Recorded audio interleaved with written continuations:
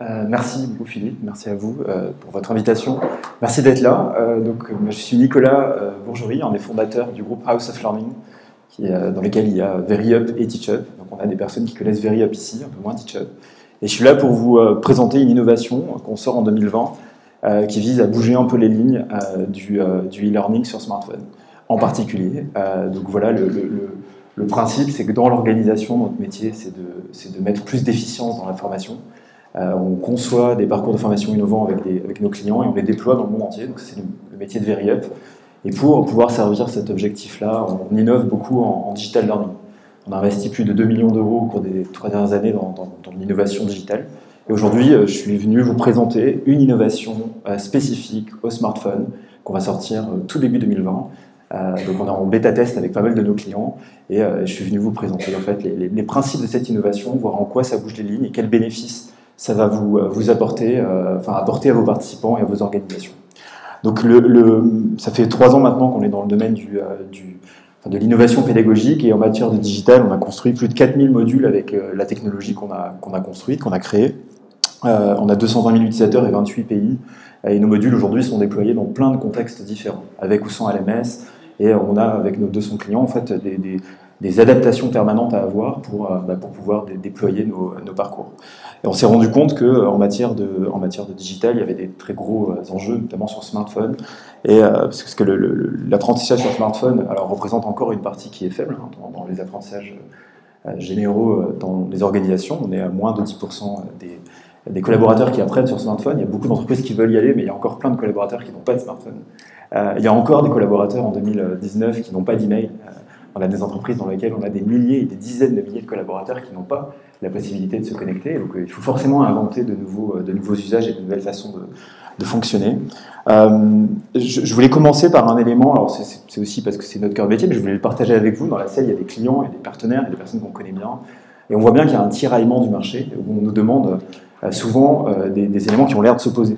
C'est-à-dire que sur ce marché-là, en permanence, on nous dit, voilà, on a un LMS, mais dans ce contexte-là, on aimerait ne pas utiliser de LMS. Donc en fait, il faut qu'on puisse s'adapter, mais on aimerait bien que ça marche dans les deux cas. C'est-à-dire que ça marche sans LMS, mais que ça remonte les datas dans notre LMS.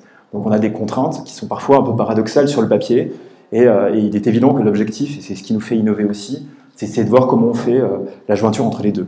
Il y a des clients qui nous disent, nous, ça pourrait être super qu'on puisse avoir un accès mobile, et d'autres un accès ordi, un accès tablette, et on a besoin que ça marche dans tous les contextes, on ne veut plus se poser la question en permanence. Certains veulent vraiment du full smartphone avec l'application, d'autres au contraire quelque chose de très ouvert avec une web app. Et donc on a une pluralité d'usages. Et en fait les clients ne veulent pas l'un ou l'autre, ils veulent l'un et l'autre à chaque fois. C'est pour ça que je l'ai appelé Love Them All. Les clients veulent du online et offline. Ils nous disent, oui, mais nos collaborateurs, parfois ils sont connectés, parfois ils ne le sont pas, mais quand ils ne le sont pas, il faut qu'ils bénéficient d'une expérience qui enrichit. Puis quand ils se reconnectent, il faut que ça remarche, il faut que ça marche tout le temps, quand ils sont dans l'avion, dans le train, partout.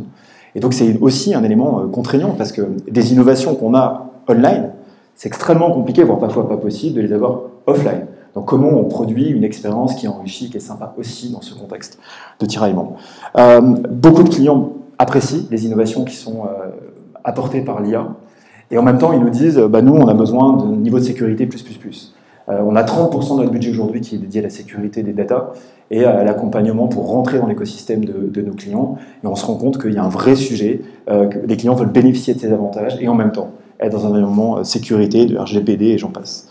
Et les clients nous disent on veut des expériences super chouettes, on veut que les participants s'amusent, soient engagés, aient une expérience très belle, très smart, qui valorise nos contenus, et en même temps, ils nous disent qu'ils veulent que pédagogiquement ça fonctionne, ça marche, soit engageant.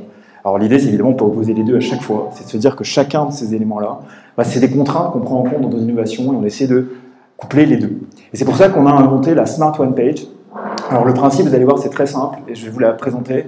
C'est une page de learning qui se construit au fur et à mesure que l'utilisateur apprend. C'est-à-dire qu'au fur et à mesure qu'il interagit avec l'écran, au fur et à mesure qu'il apprend, la page se construit grâce à des algorithmes qui inventent la meilleure façon de fonctionner pour lui, la meilleure façon de le former. Alors je vous montre une rapide vidéo. C'est un teaser qui présente les avantages et qui montre quelques images de la Smart One Page. Vous aurez tous dans cette salle des expériences pour pouvoir tester. Et l'idée, c'est évidemment que dans vos organisations, si vous le souhaitez, on puisse mettre en place des expérimentations pour vous aider à bouger des lignes et à bénéficier de ce type d'innovation. Donc je vous montre une rapide vidéo et on la commente juste après.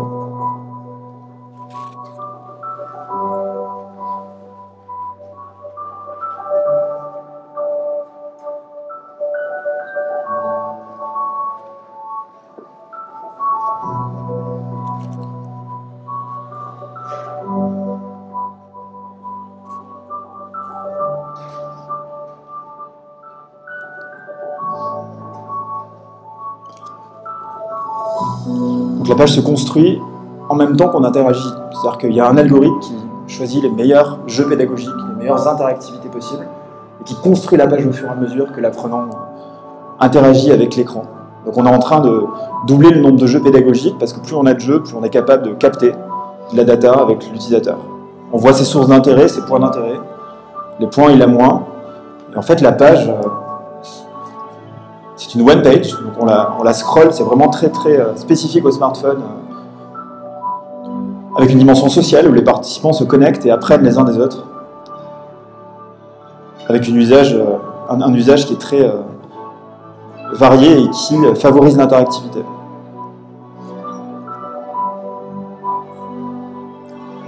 En fait, le principe, c'est que grâce aux algorithmes qu'il y a derrière, tout le monde arrive à 100% de réussite et de maîtrise, mais pas dans le même temps. C'est-à-dire que tout le monde a une expérience différente et tout le monde arrive à maîtriser à la fin le contenu qu'on veut pousser. Ça marche avec LMS et sans LMS. Donc la promesse à travers cette innovation, c'est d'apporter de nouveaux bénéfices en fait, aux organisations et à vos entreprises et à vos participants. Le premier bénéfice qui nous semble important, parce que de moins en moins, quand on fait des parcours en blended learning, on souhaite aborder les problématiques de connaissances en salle, on souhaite plutôt que les participants réutilisent les connaissances qu'ils ont réussi à acquérir par ailleurs. En fait, la Smart One Page est une application qui permet à tout le monde d'arriver à 100% de maîtrise sur un contenu. C'est-à-dire que les algos vont faire en sorte de créer la page jusqu'à ce que la personne maîtrise les 10, 12, 15 connaissances clés que vous avez voulu cibler, qui favorisent l'interactivité, y compris pour de l'AFEST. On a commencé à faire des expériences d'AFEST avec la Smart One Page aussi, pour apporter une double expérience et de learning et de mise en œuvre opérationnelle. Et en fait, tout le monde à la fin réussit. On a dans le pipe, vous verrez, je vous en parlerai après, des outils de gamification pour travailler la réactivation. C'est-à-dire que c'est chouette que les participants le sachent à un instant T, c'est aussi très important qu'ils le sachent dans le temps. L'expérience est premium en matière de visuel, c'est-à-dire qu'on a mis de gros moyens pour travailler, vous verrez la fluidité de l'expérience. Elle est extrêmement adaptée au mobile et aux doigts pour pouvoir avoir que des jeux qui vont pouvoir permettre à l'utilisateur d'avoir des expériences qui ressemblent à ce qu'il a à titre personnel. On a énormément d'applications qui l'utilisent déjà dans un cadre perso, et l'idée c'est de se rapprocher avec des éléments un peu sympas. On a des créatifs lead développeurs en fait, qui travaillent dessus pour améliorer l'expérience avec des grosses agences qui ont des grandes expériences en front. Alors pour ceux qui sont spécialisés en informatique, on a mis autant de moyens, on va dire, sur les éléments de back et d'algorithme que sur les éléments expérientiels pour l'utilisateur, avec une dimension d'interactivité qui est très forte. Il y a une approche sociale dedans, parce qu'on se rend compte que les participants, de plus en plus, ont besoin d'être connectés, ont besoin d'apprendre les uns des autres, y compris en asynchrone.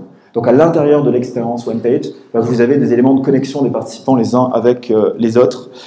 Tous les clients qui utilisent TeachUp le savent déjà, mais ceux qui l'utiliseront demain aussi, à travers la Smart One Page, vous aurez un outil de mise à jour que n'importe quelle personne peut utiliser. C'est-à-dire que n'importe quel expert métier, n'importe quel responsable de formation, n'importe quel responsable de projet peut mettre à jour ses datas de façon hyper simple et faire en sorte de faire vivre son expérience d'apprentissage.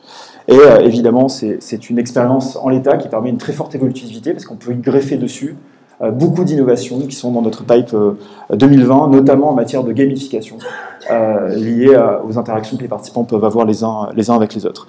Alors cette innovation, elle ne va pas s'arrêter là. C'est vraiment le point de départ à beaucoup d'innovations qu'on va mettre en place au cours de l'année 2020 et début 2021. Déjà la première, c'est le offline. Jusqu'à présent, on n'avait pas de offline parce qu'on a beaucoup d'IA, on a beaucoup d'expériences où on utilise des algorithmes et on n'arrivait pas à le basculer en offline pour les clients qui nous le demandaient. Ça devient un enjeu majeur parce qu'il y a beaucoup de sociétés qui ont disparu, qui étaient dans le cloud, et du coup les entreprises peuvent être un peu plus frileuses. Alors on a des entreprises qui le sont plus ou moins, les protocoles de sécurité sont plus forts, et on se rend compte aujourd'hui qu'on peut travailler avec à la fois du online et du offline en même temps, en respectant des protocoles de sécurité qui sont avancés. Donc un des gros sujets qu'on a évidemment, c'est de pouvoir apporter des expériences offline aux utilisateurs, et quand ils se reconnectent, ils récupèrent l'ensemble de leurs données. Un élément qu'on cherche tous, dans le learning, personne ne l'a vraiment trouvé.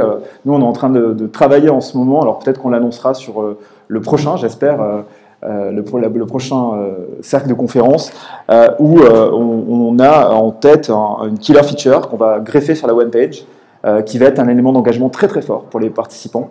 Alors je sais qu'on est 7 ou 8 entreprises à dire 2020, ce sera l'année de notre killer feature en matière d'engagement, en matière d'implication des participants et d'efficacité et d'efficience.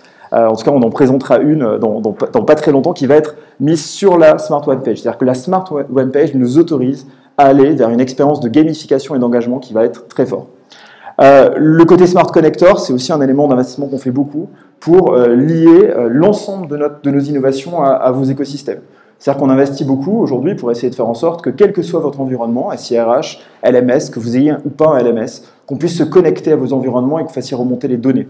On essaie de le simplifier beaucoup parce qu'on voit bien que nos clients ne veulent pas changer de LMS et pourtant ils nous demandent de faire des remontées dans un SIRH qui est parfois déconnecté, parfois connecté. Vous avez tous des environnements différents, donc il y a un très fort enjeu de connexion en temps réel de ces éléments-là. Et puis évidemment, l'application smartphone pour qu'en offline, tous vos utilisateurs puissent continuer à suivre l'expérience avec une bibliothèque de ressources vivantes. Vous voyez bien qu'à travers cette innovation, c'est ça la musique et on voit bien qu'à travers cette innovation, un des gros enjeux, c'est d'augmenter l'engagement des participants, mais c'est aussi de rendre plus vivant le learning.